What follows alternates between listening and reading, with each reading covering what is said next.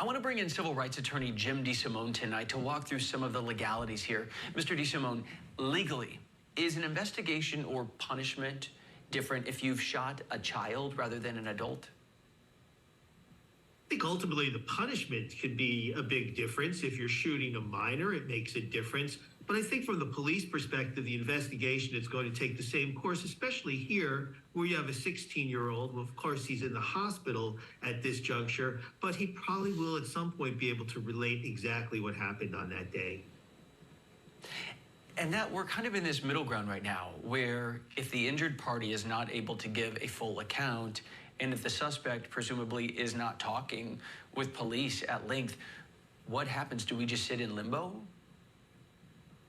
There's a lot of circumstantial evidence here.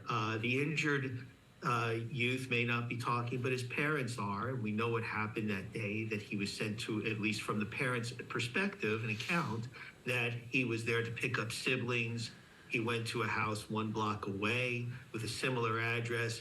So certainly the circumstantial evidence appears that there's no ill intent. And then we have the physical evidence of a crime, which is that he in fact was shot in the head and his shoulders. Okay. And then we know the shooter allegedly shot this boy a second time as he was going down. Would that be considered a sign of excess, or could it be argued also that that's proof that this person feared for their life and thought, okay, I still have to neutralize a threat? Like, where would that go legally? I think we have to remember that it's not just enough to have that subjective fear. Under Missouri law and under most use of force statutes, even those that apply to the police, the fear has to be reasonable. And he has to be under a reasonable fear that what he did was to protect him or others from an imminent threat of force. Someone ringing a doorbell, someone knocking on a door doesn't really rise to that level. So shooting him the second time, I think the better evidence would be is that this was just unreasonable. The guy's going down. He's clearly unarmed. He's a 16-year-old kid. And if you're shooting him a second time, you're really not in reasonable fear of your life. So it could actually be used to result in a conviction rather than an acquittal. You were just talking about stand your ground, Mr. DeSimone, and of course it changes by which state you're at. And so this is Missouri, my home state, and I believe if you feel threatened, you're able to shoot if you think you or someone else is in immediate danger. If this boy thought, okay, I'm going to a friend's house, I'm gonna pick up my sibling, would it make a legal difference if he were knocking on the door versus if he was jiggling the handle or if he was even coming through the door? I think the latter part of what you said. I mean, if he's actually just, without being invited, walking into someone's door and a person is in fear, then you could say that that was a more reasonable fear in thinking that they were under a threat.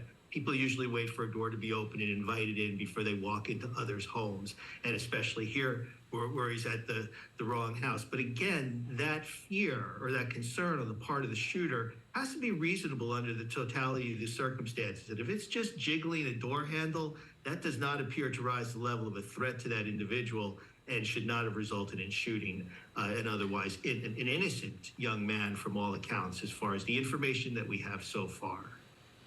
Walk me through the legality of what you just said, if you would, because if someone says, I heard someone jiggling the door handle, I didn't know who was on the other side, we've had burglaries, or I've heard of assaults or something like that, and I was scared that they were jiggling it, they're coming through, that does not rise to the level of reasonably protecting yourself. The person who has the gun has to reasonably believe that that person is using or is in the imminent use of unlawful force. And a person who's just standing there, even if they've jiggled a door, is in no way showing that they're imminently going to use force against the person on the other side of that door. So I would think that shooting under those circumstances, I mean, the stand your ground law, if that is allowable under a stand your ground law, then the law goes too far in protecting individuals to just shoot people just because they happen to be on their property.